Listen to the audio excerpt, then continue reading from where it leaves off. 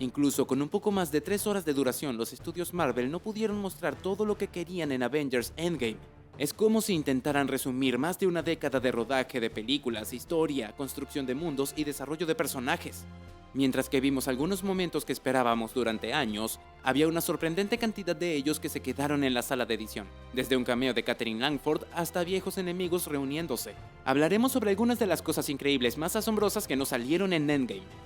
Capitán América.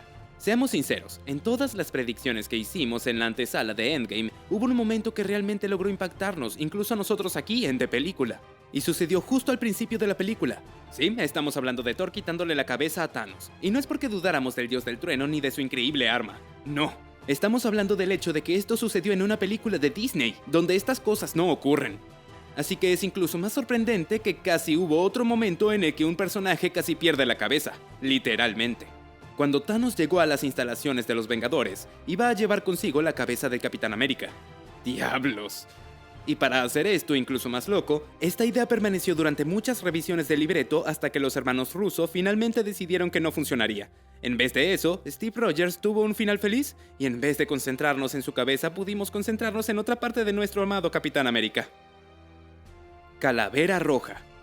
A pesar de que hemos visto Endgame una cantidad absurda de veces hasta la fecha, todavía tenemos preguntas sin resolver. Como qué ocurrió cuando Steve Rogers regresó a Vormir para dejar la gema del alma con Calavera Roja. Todavía no podemos creer que nos perdimos ese encuentro incómodo. Pero originalmente el plan era hacer que Steve Rogers se encontrara con su viejo enemigo mucho antes. Iba a viajar a Vormir en vez de Clint Barton y Natasha Romanoff. Y habría tenido que trabajar con Calavera Roja para obtener la gema. Pero si suena muy poco realista para ti, no estás solo.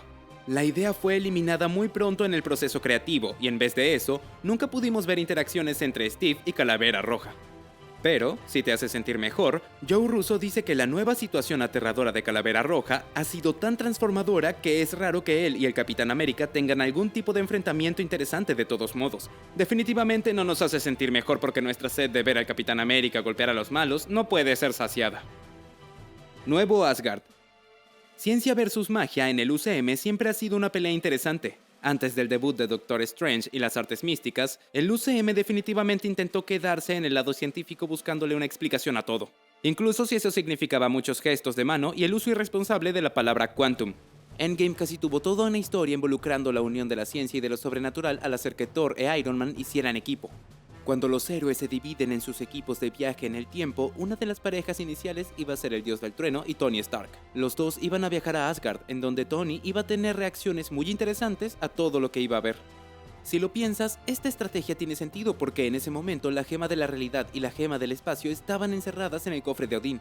En serio, ¿no habría sido más fácil que intentar recuperar la gema del espacio de la batalla de Nueva York? Después de todo, Rocket al parecer la tuvo fácil al liberar la gema de la realidad por sí solo cuando Thor se desvió de su camino en la película. Además, Tony iba a ir sigilosamente por Asgard con un traje discreto y habría luchado contra Heimdall. Al parecer, la tecnología de Tony no es rival para la omnisciencia de Heimdall. Añadiremos eso a la lista de emocionantes peleas de Marvel que nunca pudimos ver. Mayor. Si ignoraste el sueño profético de Tony sobre un embarazo en Infinity War y Gwyneth Paltrow anunciando su existencia durante una entrevista, entonces quizá estabas sorprendido por la apariencia de Morgan Stark en Endgame. Pero estábamos más sorprendidos por alguien que no vimos, que es la actriz de Por 13 razones, Catherine Langford. Cerca del estreno de la película, su nombre fue listado en las IMDb de la página de la película en un papel sin revelar, y la misma Langford alimentó estos rumores con vagas publicaciones en redes sociales sobre los Avengers. Pero muchos fans salieron del cine preguntándose cómo se perdieron de la apariencia de Langford.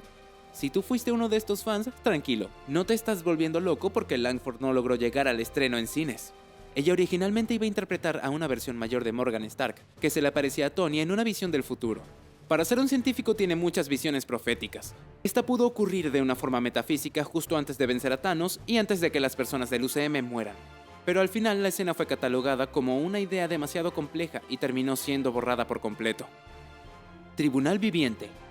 Los escritores Christopher Marcus y Stephen McFeely dicen que el director de los estudios Marvel, Kevin Feige, les llevó cómics para que les sirvieran de inspiración para la película. Algunos involucraban un personaje que los fanáticos de los cómics conocen como Tribunal Viviente, que se encarga de salvaguardar el multiverso. Doctor Strange iba a enfrentarse al Titán Loco y básicamente arrancarlo de su cuerpo de un modo muy similar al que lo hizo el antiguo con el Doctor Strange hace muchos años. Habría una reseña de todos los pecados de Thanos y el Tribunal Viviente lo habría encontrado culpable, sin lugar a dudas. Pero presentar al Tribunal Viviente habría abierto una nueva ventana de colección de multiversos que Endgame no necesitaba. Creyeron que era demasiado para incluirlo en las películas y habría sido un factor detractor para el ritmo rápido de acción de la película. Tony Stark.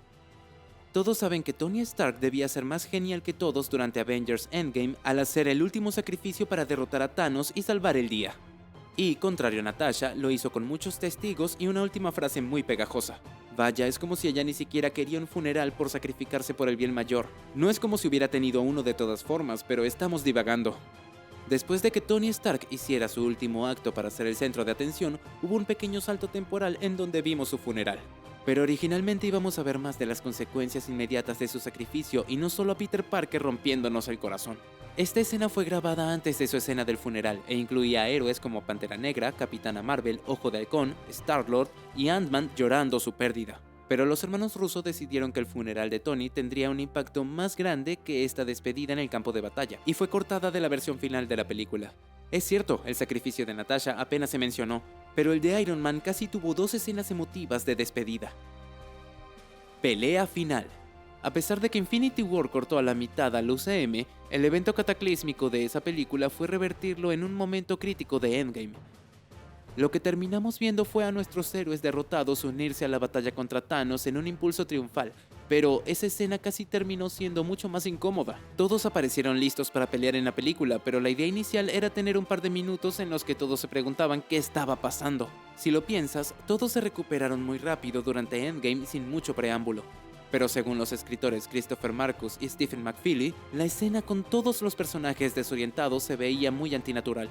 Piénsalo, si pones a un montón de personas, muchas de las cuales no se conocen, en una situación así, sería muy caótico.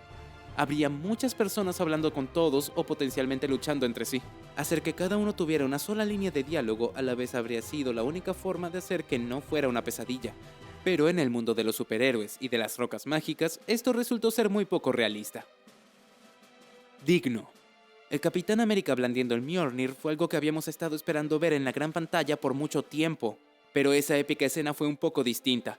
En lugar de lanzar forzadamente el legendario martillo, casi vimos a Steve Rogers dudando mucho, concentrándose en su dignidad primero. En Avengers Endgame Era de Ultron, se le imposibilita blandir el martillo de Thor, como al resto de los Vengadores, aunque fue increíble cuando el Capitán América por fin tomó el Mjolnir en Endgame. De hecho, los hermanos Russo aclararon que Steve Rogers siempre fue capaz de usar la poderosa arma, solo que antes no quería presumir. Si viniese de cualquier otro que no fuese el Capitán América, eso parecería una excusa bastante mala. Además, no estamos seguros de por qué este momento de autoduda no fue incluido. Fue probablemente debido a que esto ya ocurrió durante Era de Ultron. Batalla aérea. Decir que estaban pasando muchas cosas durante la batalla final de Avengers Endgame es no hacerle justicia a esta película, pero hay muchos aspectos de la batalla final de Endgame que nunca llegamos a ver y no fueron solo detalles pequeños. De hecho, originalmente iba a haber toda una secuencia de batalla aérea según Sean Gunn.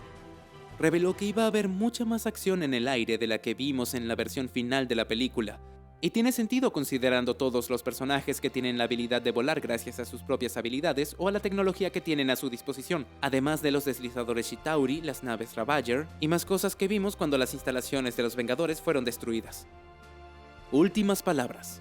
Si eres fan del UCM, probablemente sabes este dato curioso del infame Yo Soy Iron Man de la película del 2008.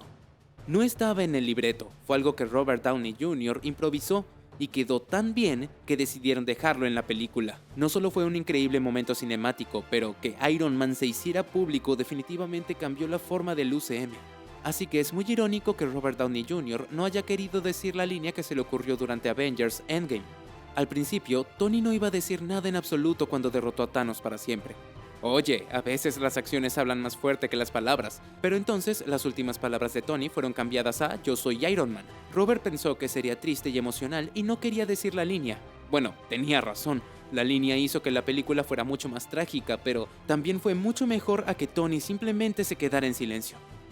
Sinceramente no podemos dejar de estar horrorizados pero intrigados de todas las formas en las que la historia de Capitán América casi fue desde su encuentro con Calavera Roja hasta su final inesperado. ¿Cuál de estos momentos fue tu favorito? ¿Piensas que alguno de estos debió estar incluido en la versión final? Comparte lo que piensas en los comentarios y haz clic en el botón de suscripción para ver más contenido de Película. ¡Hasta luego!